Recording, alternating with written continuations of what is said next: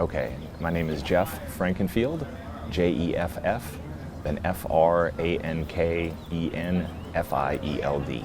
And your title? Like my What are you running? running for. I'm running for the U.S. House of Representatives, so as a member of Congress in District 24 of California. It's a pleasure to meet you. Likewise. These are my questions. Okay. First of all, can you share why you decided to run for office? Yeah. So I've always felt the need to serve my community or my country. Started out early as a member of the U.S. Marine Corps, serving my country, and then since then I've always tried to serve my community. So recently I moved to the Santa Barbara area about 9 years ago. I've been a Santa Barbara Police Department chaplain, trying to serve my community that way. The last 5 years I've helped coach high school football in my spare time because I love that age group. I love the future, husbands and fathers of our community. I want to be able to impact them. I know they're going through a lot. And so just trying to continually give back. And I thought that I was going to run for political office at some point. I'm a political science major. I've had that interest for a long time. But it just wasn't the right timing. I'm a dad at first, always, and I have growing kids. I have one that just graduated high school and a junior in high school as well. So from a timing perspective, I thought, okay, now's the time. I had never really been interested in the local politics. Maybe it's because I'd moved around a little bit. But I've always been drawn to the federal level and didn't want to go to D.C. all the time with my family here. But now I just feel like the timing's right. It's a good season of life to be able to help out, to be able to transition into that. I have full support of my family. And also with everything that's going on in the country and all the issues that are out there, I figure the country needs some help, and now's the time to do it.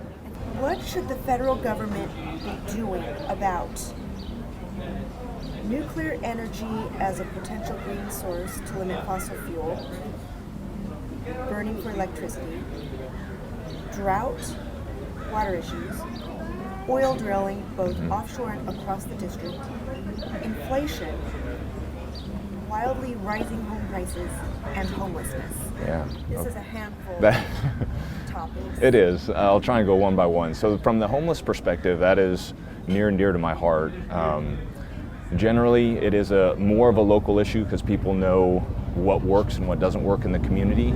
That being said, and this translates into the housing costs, this translates into the housing, high cost of housing as well, but the HUD is a cabinet level position at the Fed, and there is a budget there, and you can pull from that to help homeowners or potential homeowners deal with these rising housing costs to try and get in. And then from a homelessness perspective, you can also utilize some of those funds to infuse resources into programs. The thing that concerns me though is there's a lot of money spent on trying to tackle the homelessness problem, and it doesn't necessarily translate to success.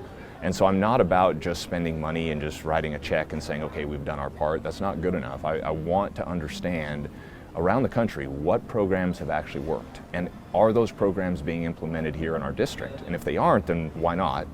And if they are, okay, then are they working? And then if they're working and there's proof that they're working, then bring as many resources as you can, because it's a horrible situation. There are people that are homeless. Many are homeless with jobs. It's not just people without jobs. There's people that just can't afford to live in this region, and so they don't have a home or an apartment or any place to stay. So there's that. The other items, fossil fuels and all of that, right? There's nuclear energy, drought, Yeah. oil drilling. Okay. So from a nuclear energy standpoint, I'm all for multiple sources of energy. I think it's really important. Anytime we get stuck on one type of energy source, we risk having significant problems. You look at it even with the war from Russia and Ukraine. With the war that's going on there, the energy supply is getting choked a little bit for what Russia has historically supplied the world. Well, if you're reliant upon any one source, a conflict somewhere else in the world can greatly affect us. So I'm all for nuclear power if it is safe. I believe it is. All the different types of green energy, which nuclear could be, and fossil fuels. I don't think it's something where I know people get upset with the carbon footprint and all that, but I do believe we need to have those resources still available, because a couple years ago we saw in Texas, they were reliant on a specific type of energy, and everything froze. They couldn't supply the energy to the homes, and everyone was freezing for weeks. And we can't have that in California. We can't have that anywhere. But the best way to keep that at bay is just have as many different sources of energy as possible. Okay? And if there's any other topics you want to tackle, let's see. On the list, there was nuclear, drought, oil. Oh, let's do the drought.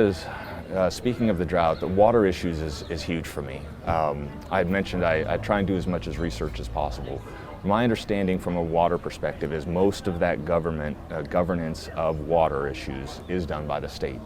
I think there's about a dozen different organizations at the federal level that do help out the state with water resources and all of that, and I want to look into that more. 12 seems like a lot to me, but I want to look to see how the federal government can help. But we need to figure out how we can save as much water as we can. And I know people don't necessarily like to build dams, and they don't like to do all these different things, but we need to figure out some way where we don't just lose all the water when it does come and flow out to the ocean. We've got to be able to build up our reserves. Generally, it would be a state level or local level thing with the desalination plants, but I would like to look into that, try and get different communities, whether it's from federal funding or whatever, try and do something where we have greater water supply. Okay. I'll put it this way. I'm having the time of my life talking to people. I mean, I'm not getting into this for a career in politics. I'm 50 years old. I have a great career. I have other things to do. That's not what this is about. But getting to talk to so many different people with diverse backgrounds and, socioeconomic whatever, like just a huge diversity of people has been an absolute joy. And the reason I bring that up is because I do want to help people, and it is a privilege, and I'm passionate about it.